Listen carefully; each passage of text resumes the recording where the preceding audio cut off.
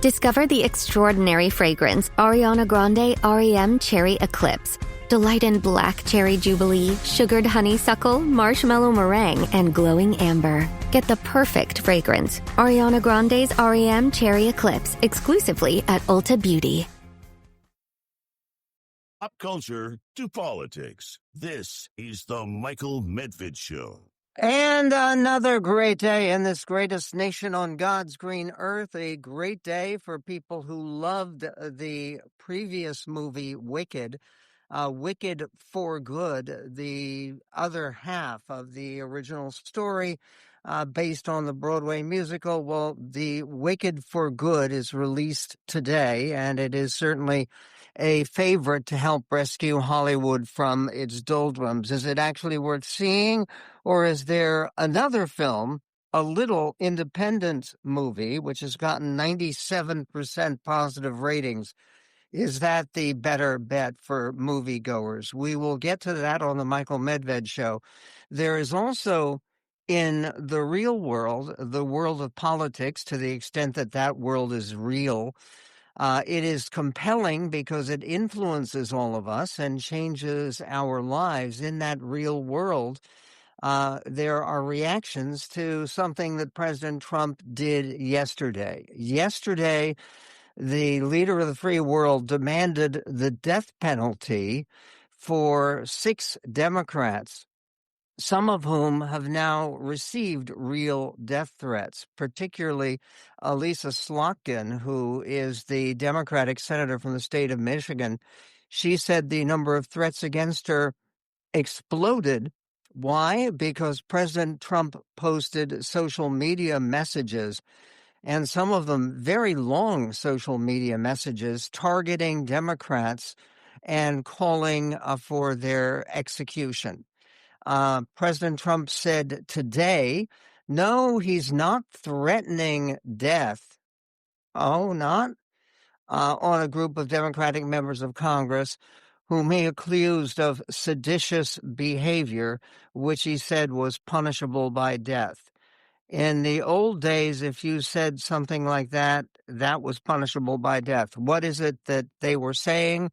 They put together a video, and it's a brief video. It's fairly hard-hitting, suggesting that people who are serving in the military are not compelled to follow orders if those orders are illegal. Now, that's a fact. And it's true, and nobody can disagree with it, but you can certainly disagree with President Trump calling for their arrest and presumably a trial first, but then their execution and their death. Today, the president was in an interview with Brian Kilmeade on Brian Kilmeade's radio show, and he was asked to clarify what he meant. We will get to that. Back on Thursday, he had suggested that they should be punished with death for their urging of U.S. troops not to obey illegal orders. But again, that is part of the Uniform Code of Military Justice, the UCMJ, which governs how you behave when you're wearing the uniform. The video from 6 members of Congress represent people who had all served in the military or intelligence community, some with great distinction, calling on the current personnel to refuse illegal orders. So Trump's remarks drew swift condemnation from Democrats who accused him of inciting violence, and his comments also prompted concern from members of his own party, with even the Speaker of the House, House Speaker Mike Johnson, conceding that he would have used different language. Part of what happened here was that President Trump received a response to his initial posting on Truth Social. And the response said they deserve to be hanged. George Washington would have done it. And basically, President Trump resent that and endorsed it. The latest on President Trump's longtime buddy, and that's Jeffrey Epstein. CNN is covering that the Justice Department now has 30 days, this based upon the bill that was passed almost unanimously. Clay Higgins was the name of the only member of either the House or the Senate to vote against the bill. It was as unanimous as things get in Congress. Who's Clay Higgins? He's a representative in the House of Representatives from Louisiana, and he is perhaps notorious for having been one of the few Republicans who openly supported the gubernatorial candidacy of David Duke, the leader of the Ku Klux Klan and the American Nazi Party. So Clay Higgins, I'm sure, regrets that, and I'm sure he will come to regret the fact that he's the only person who he said, because of privacy concerns, did not want to force the disclosure of the Jeffrey Epstein-related files. The Justice Department has 30 days to release those files. That's after President Trump signed the bill last night directing the Justice Department to take care of business and to do so, to release those files. Some lawmakers worry the administration may try to hinder the process by slowing the release or redacting information. The fascinating thing here is how many times President Trump is mentioned in even the files that have been already released. And it's unclear how many of the files have yet to be released. But of the files released so far, Trump is mentioned more than anyone else in the Epstein files. He's mentioned over 1,000 times. There are some accounts that indicate he was mentioned over 2,000 times, 2,200. Some people say 1,600. Certainly 1,000 times a minimum. How about Bill Clinton? How many times is he mentioned? Yes, there is a famous um, now excerpt from the files where Epstein himself reports that he saw someone blowing Bubba, and the someone may have been Donald Trump. But what does that mean? I'm put in mind of the old song, "I'm Forever Blowing Bubbles," which is innocent enough. This is not innocent. And the Bubba, that's Bill Clinton. So the question is, and we will give you the answer, but Trump is mentioned over 1,000 times at least. How about Bill Clinton? We will give you that comparison coming up. Meanwhile, there is also a message for Vladimir Putin. Hey, Vladimir, if you're looking for more land, here's a plan that actually placed in Axios. The new Trump plan to end the war in Ukraine would grant Russia parts of eastern Ukraine it does not currently control in exchange for a U.S. security guarantee for Ukraine and Europe against future Russian aggression, a U.S. official with direct knowledge told Axios. Ukraine and its backers would see that as an enormous concession to Russia. The White House view, according to the U.S. official, is that Ukraine is likely to lose the territory anyway if the war continues much longer, and therefore it is in Ukraine's interest to reach a deal now. The Donbass region has not been part of Russia for over a century, by the way. It is historically and geographically part of eastern Ukraine, though it has been the site of conflict with Russia for a long time. We will get to that, also to some worrisome indications about the ceasefire and truce in Gaza and the peace plan, which still has to take shape between the Hamas and Israel. That and more coming up on the Medved Show. And on the Michael Medved show, Senator Lisa Slotkin, the Democrat from Michigan, said the number of threats against her exploded after President Trump posted social media messages, and several of them, targeting Democrats yesterday. We've had hundreds and hundreds, if not, closer to 1,000 threats, Slotkin said. She is one of 6 Democrats featured in a video that provoked Trump's ire. On Thursday, yesterday, the Senate Minority Leader Chuck Schumer and House Minority Leader Hakeem Jeffries said that they had looked into special security for the lawmakers who appeared in a video released earlier this week. In the video, Slotkin and 5 other Democratic veterans of our military, and former intelligence officers reminded service members that they could, quote, refuse illegal orders from the administration. Slotkin said that the sergeant of arms arranged for us to have 24/7 security, and that's because the threat level just went through the roof.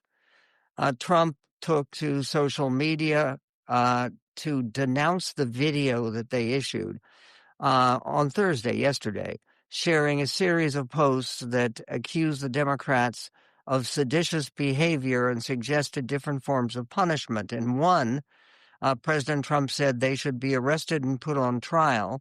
In another, he described their actions as seditious behavior punishable by death, exclamation point. Trump also proudly reposted an anonymous user's message that read, "Hang them, George Washington would, double exclamation point." Donald Trump must immediately delete these unhinged social media posts and recant his violent rhetoric before he gets someone killed, said Democratic House Leader Hakeem Jeffries. The Democratic whip in the House, Catherine Clark of Massachusetts, and the Democratic caucus chair, Pete Aguilar, in other words, the whole Democratic leadership in the House, wrote in a joint statement the demand that Trump somehow withdraw and delete his, quote, unhinged social media posts, unquote. During a press briefing yesterday, White House Press Secretary Carolyn Leavitt said Trump was not calling for the execution of the lawmakers, then pivoted to criticize the Democrats' message. The White House did not immediately respond to a request for comment about the influx of threats that Senator Slotkin described.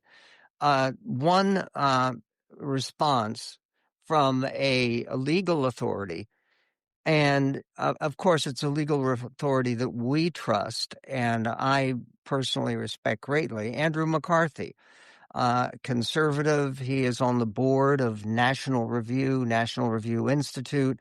He successfully prosecuted, when he was a U.S. attorney, some of the most notorious and guilty terrorists ever to be prosecuted, and prosecuted successfully. He writes about this controversy on X, and he makes a very important point that is at the very center of this whole dispute. There is no insurrection or sedition, he writes, without the use of force.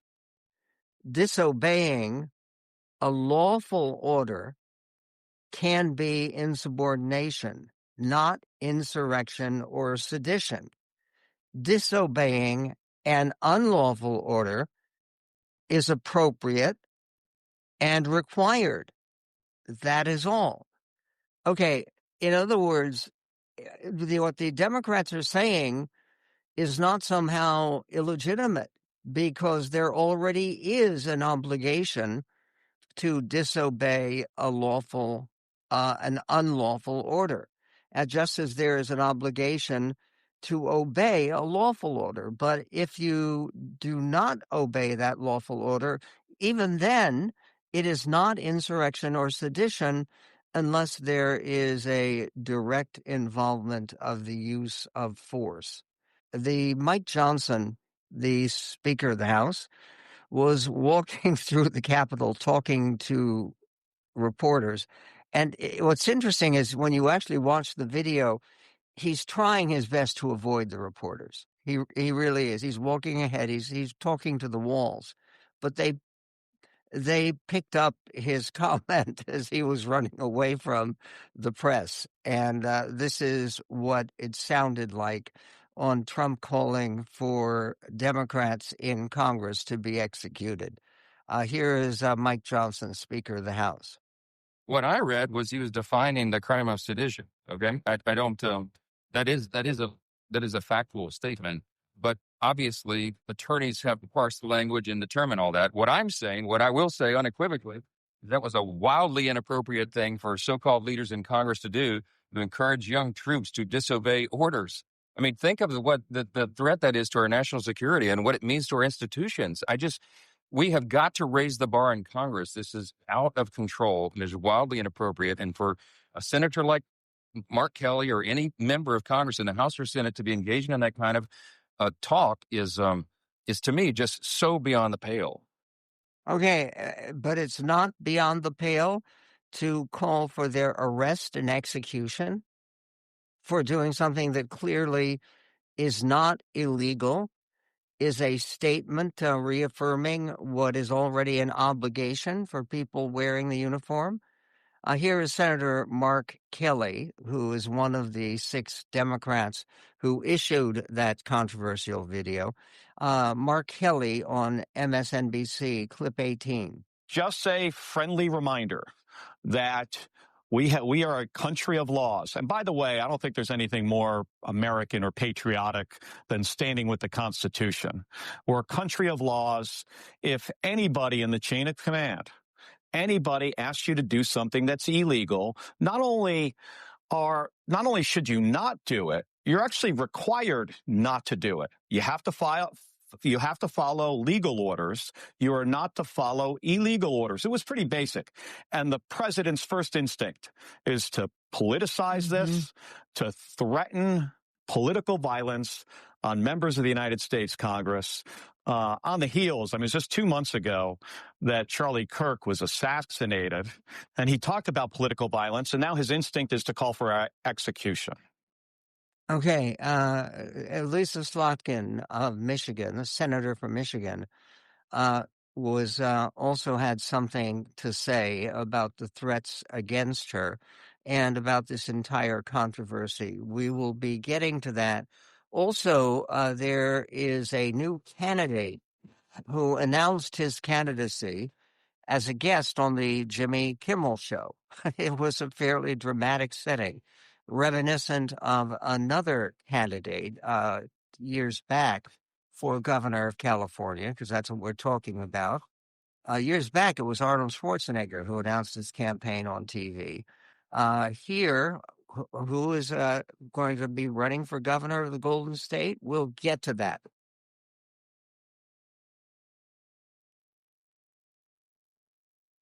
And one of the senators, one of the elected representatives who has been most in the news in the last 48 hours is Senator Lisa Slotkin of Michigan.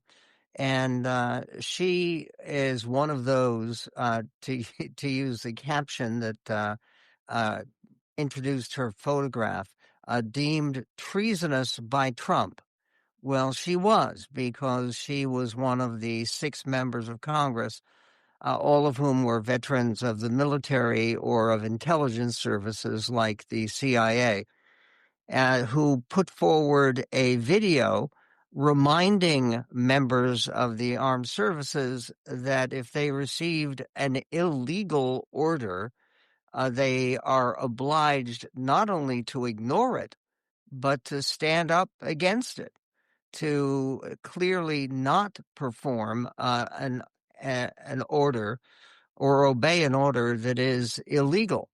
Elisa Slotkin talked about the reaction to having been deemed treasonous by Trump. She was on MSNBC, clip 11.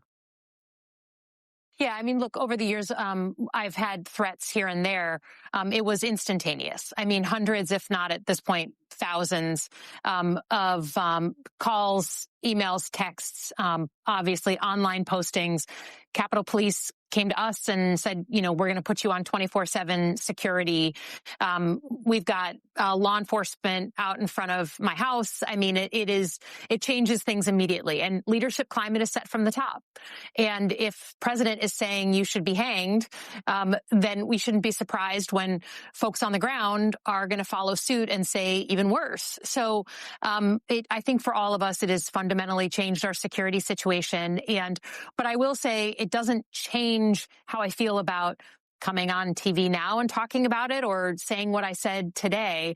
I think it only strengthens that. And another member of that small group of the six members of Congress who had issued the statement about disobeying illegal orders. One of them was Chrissy Holohan from Pennsylvania, another Democrat. And she said this on CNN about her situation. Clip 19. Good morning, and thanks for having me under really difficult circumstances. I will be honest, being a member of Congress is always something where your safety is at risk. And so for me, this isn't really a very different posture than before. Of course, I'm very worried about this office and my team and my family. But I think I'm just continually stunned by the fact that I'm worried about it is because the commander-in-chief, the president of the United States, has called for my death. And that's something that should just be chilling for everybody. And everybody should be worried about their safety in this nation when the president can wield that sort of a statement. Okay. There have been harsh statements by President Trump about various members of Congress, including some Republicans. And one of the Republicans that he has attacked most energetically in the past few weeks is Marjorie Taylor Greene, who at one time was one of his most loyal supporters. She was very loyal, you remember, to Kevin McCarthy, the former Speaker of the House. And she has some interesting ideas, sometimes says outrageous things. And Eric Swalwell, a Democratic member of Congress from Northern California and a former prosecutor himself, he was asked on Jimmy Kimmel's show whether, given the fact that Marjorie Taylor Greene seems to have shown more willingness to work with Democrats than anyone expected, certainly more than President Trump has shown, and that she was been very forceful about the release of the Epstein documents, even at a time when President Trump was resisting that release. Swalwell was asked by Jimmy Kimmel if he were a leader of the Democratic Party, which he is, would he make room in the party for MTG, for Marjorie Taylor Greene, who President Trump has derided as now the latest is she is Marjorie Trader Brown. And he says she's brown, not green, because brown is the color of rot. And she is rotted. Here is Eric Swalwell offering a tentative welcome to MTG. Clip 15. Who seemed like they were voting with you all along. And the most unlikely of the most unlikely, the most puzzling woman of the year, Marjorie Taylor Greene. Yes. And you know what? I will take her in our coalition if it helps people. Like the next discharge petition, by the way, that's what forced this vote, is to lower health insurance costs. Yeah. Which is crazy that they would want to let that lapse. And if she wants to join our coalition, I can put the crazy aside and bring her under the tent. And we need to be more open to people who are willing to do that. But it just shows there is strength in numbers against this guy, right? Like he wants to pick you off one by one. And the four of those who stood up against him, they can go get more friends and show that we are stronger together. But if they just shrink and they hide and they allow themselves to be picked off, that's when he's stronger. And with the Epstein vote, we showed that we and justice and those victims were stronger. Well, the four who stood up against him, he's referring to Thomas Massey, who was a congressman from Kentucky, and Marjorie Taylor Greene, and Lorena Boebert, and Nancy Mace, who all had an impact on actually getting the Epstein resolution, discharge resolution through Congress. Meanwhile, there was more from Eric Swalwell about the Epstein files. And he said this on his conversation with Jimmy Kimmel, clip 14. So I was a prosecutor up in Oakland, and we would tell every jury whenever you had like a defendant who went out of their way to like destroy evidence or conceal evidence or hide evidence, that's a consciousness of guilt. And you can use that behavior to imply or infer they did something wrong. I'll just say this. He's not acting like somebody who has nothing to hide, and we shouldn't take him at his word. But this to me is just a motivating factor for why we have to be in the majority. The majority matters. It means subpoena power, accountability, power of the purse. And these guys, they think they're invincible. They think either they're never going to lose an election because they'll try and rig them and make it harder to vote, or two, that when we get into the majority, we won't have the balls to hold them accountable.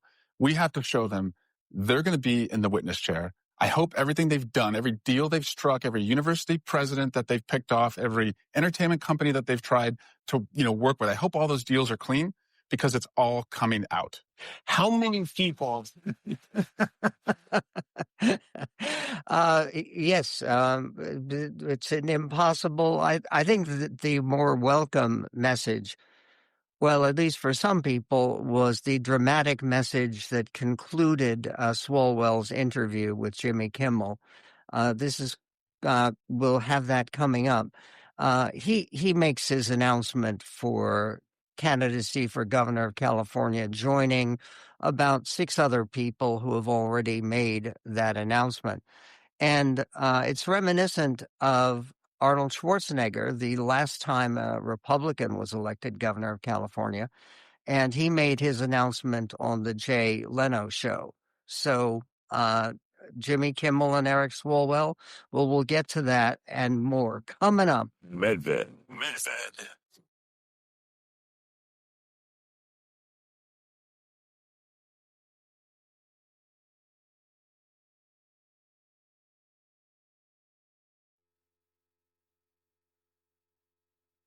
And on the Michael Medved show, talking about the gubernatorial announcement last night for governor of California, Gavin Newsom cannot run for re-election. He's term limited. He's in the same position as Donald Trump. He's won for 2 different terms, served as governor. He's had a lucky streak in terms of politics in the last few weeks, have winning with his Proposition 50. He got over 60% of the vote with a proposition that did reapportionment for the Democrats' favor in the state of California.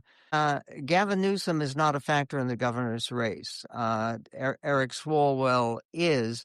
He followed the example of Arnold Schwarzenegger, announcing his candidacy in a late-night talk show. Schwarzenegger announced his ultimately successful candidacy when he was on the Jay Leno show.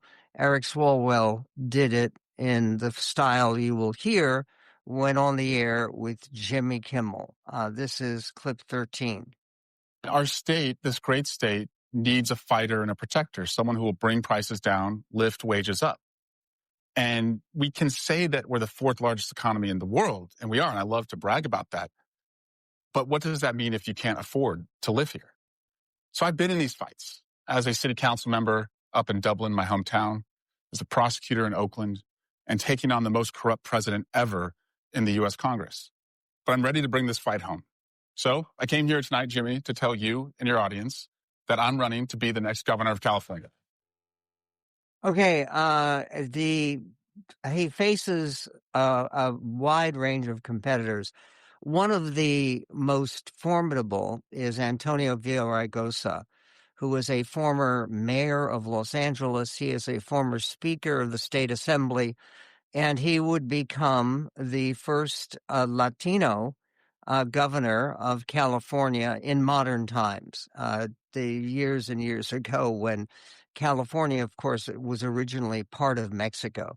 And today, if you look at the list of registered voters, the biggest segment of the population, if you break it down, white, black, Latino, Asian, particularly Asian, where California has a big component of the population that is Asian American.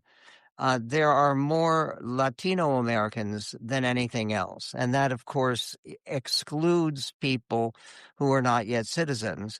But you're talking about a very, very diverse state, and a state where among voters who are Latino, they slightly outnumber the white non-Latino voters. So would a candidate like Becerra, who is a former Secretary of State of the state of California, former cabinet member, would Becerra also have that advantage? Well, that's a factor too, because there would be, with several Latino candidates for the Democratic nomination, there might be a vote splitting effect, but it's going to be one of those most interesting races to follow in 2028 and, pardon me, in 2026, because it's coming up in less than a year.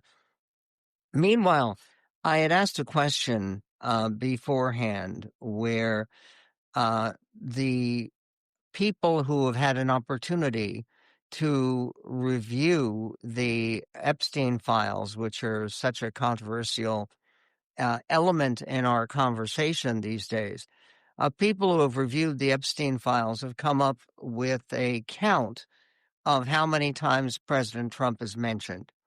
And virtually all the people who have attempted to count have come up with more than 1,000 times that President Trump is mentioned more than anyone else, because as Epstein and Trump both confirmed, and things that they had put in writing, they considered themselves best friends. And that's a dramatic revelation. But then again, one of the things you would hear from President Trump and his apologists would be that Bill Clinton was even more involved. Bill Clinton is even more guilty, and he was there on the island more often. How many times is Bill Clinton mentioned in the material that's been released so far? It's not over 1,000. And again, there are some counts that say it's over 2,000, 2,200 times Trump was mentioned. Clinton was mentioned 50 times. And yes, he was a friend of Jeffrey Epstein, but not frequently mentioned as part of Jeffrey Epstein's life as the President of the United States. Epstein as a failure of the 21st century elites, that's the subject for Peggy Noonan and her column that will appear over the weekend in the Wall Street Journal. And she asks a very good question. Why does the Epstein story have such a hold on America's consciousness? And she writes, to state the obvious, it is a moral horror show. From the federal indictment released on his arrest on sex trafficking charges on July 6, 2019, Epstein sexually exploited and abused dozens of underage girls by enticing them to engage in sex acts with him in exchange for money. They were as young as 14 when he abused them, and were, for various reasons, often particularly vulnerable to exploitation. Some expressly told him, Epstein, they were underage. And she then writes, it is a mystery why President Trump changed course and tried to thwart disclosure of information. Is it that his name was all over the files? But people would expect that. He was longtime friends with Epstein. Everyone's seen the pictures. His own reputation with women has always been gutterish. A scandal is when people are surprised. Is he afraid of the press, of the Democrats? Since when? That's all factored in. An occasional aide to the president told me with no humor in his voice that Mr. Trump fears releasing all documents might reveal judicial proceedings, such as grand jury testimony, and Mr. Trump doesn't want to appear to be usurping the judiciary. Oh, please, writes Peggy Noonan. I said he has zero fear of usurping judicial authority. Mr. Trump doesn't normally, she writes, fear being bold. Tariffs on everyone. Why no boldness here? I am making these files public and doing it against my own interests, knowing my enemies will use it against me. But the truth matters more. Then he could go to Uzbekistan and solve a war. That's a Trump move, not this stupid dragging stuff he's done. And that's it seems to me, a very revealing kind of commentary concerning President Trump's involvement. The Attorney General, Pam Bundy, was asked in questioning why it was that President Trump changed his mind. He had previously been strongly against any passage of a discharge petition or a resolution to get the Epstein files out. Why did he change his mind so dramatically at the last minute? We will get to that because it's a very difficult and very relevant question. We are also going to be speaking to Nick Eberstadt of the American Enterprise Institute about numbers, the human arithmetic behind his work.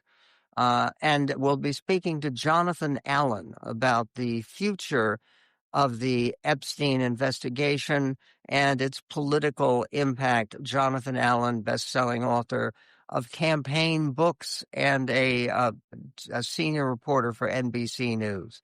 That and more, all coming up on a busy and turbulent day in this greatest nation on God's green earth.